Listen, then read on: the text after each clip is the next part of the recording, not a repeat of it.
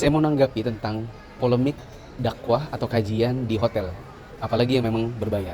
Ada dua pendapat memang. Dalam hal ini sebagian asatidz kita tidak setuju. Kenapa? Karena diantaranya adalah, bukankah dakwah itu harusnya bisa dinikmati oleh kaum muslimin secara luas? Sementara di hotel itu kan pasti terbatas jumlahnya. Kemudian bisa jadi malah berbayar. Belum lagi pada sebagian model dakwah berbayar, ada yang lebih mirip konser. Karena dia pakai gini, yang depan itu apa namanya? Misalnya yang VIP, terus yang selebgram, terus yang nanti festival, apalagi terus yang di tribun. Semakin dekat, semakin harganya mahal. Nah, dengan sudut pandang ini, sebagian asatidz kita melarang. Ada pendapat yang kedua, di mana mereka tidak menolak, dengan alasan ada sebagian model dakwah yang memang dibutuhkan oleh kaum muslimin. Kajian keluarga sambil liburan, misalnya di Malang, di Jogja, di mana. Di situ mereka sewa ballroom, terus fasilitasnya adalah kamar sekian malam, terus nanti ada hadonahnya, pengasuhan anak-anak, ada permainan anak-anak, ada hadiah, ada souvenir dan lain-lain. Dan ini tidak bisa dikerjakan di sembarang hari. Kalau sepanjang tahun mungkin orang bisa pakai masjid, tapi ini kan bertepatan dengan waktu liburan. Nah, di waktu liburan mungkin diisi dengan sekalian supaya liburan itu bermakna, supaya liburan itu tidak sekedar jalan-jalan begitu saja, tetapi ada unsur ilmunya, ada unsur ibadahnya. Nah, dengan sudut pandang ini, sebagian guru-guru kita memperbolehkan. Nah, teman-teman yang dirahmati Allah, yang ingin saya bahas itu bukan hukumnya, karena ustadz kita lebih pintar dalam hal ini. Yang saya mau soroti adalah, ketika ini muncul di media sosial, sebagian orang tiba-tiba jadi tukang ngadu domba.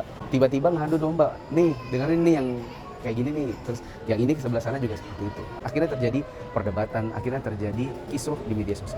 Yang mau saya sampaikan di video pendek saya ini adalah, belajarlah menjadi seorang penuntut ilmu yang profesional. Jangan kayak newbie. Apa kita tidak pernah diajarkan bagaimana adabul khilaf? Dan khilaf itu tidak mungkin dihindari. Tapi ada garis-garis yang disebutkan oleh para ulama dalam menyikapi setiap ikhtilaf yang muncul di hadapan kita. Perhatikan ikhtilafnya ini. Apakah ada dalil qat'i atau tidak ada? Apakah ini tadad? Atau jangan-jangan ini hanya tanawwu'? Atau kalaupun ini dianggap tadad, apakah dia mu'tabar atau ghairu mu'tabar? Ini masalahnya adalah akidah atau fikih? Ini masalah ijtihadiyah atau masalah yang sudah jelas tentang dalil-dalilnya? Jangan-jangan ini masalah kekinian saja yang mungkin cara pandang kita bisa berbeda-beda. Nanti ujungnya pada apakah di dalamnya ada pelanggaran syariah atau tidak. Kita kalau mau menyikapinya seperti ini memang harus bijaksana. Jangan kayak newbie. Dan memang kebanyakannya orang yang ribut di media sosial itu rata-rata antara dua.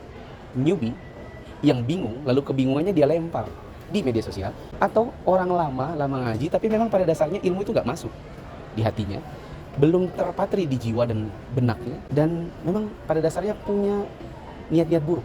Di antaranya adalah untuk ngadu domba. Dan itu bukan seorang penuntut ilmu. Semakin banyak kita menuntut ilmu, semakin banyak kita belajar tentang ilmu ini, tentunya dengan dibarengi dengan akhlak, insya Allah kita akan semakin mudah dalam menyikapi perbedaan-perbedaan dan perselisihan yang terjadi, terutama di antara guru-guru kita, dengan cara yang bijaksana. Tidak menjadi tukang adu domba. La yadkhulul jannata namam, atau la yadkhulul jannata qattat. Tidak akan masuk surga seorang tukang adu domba.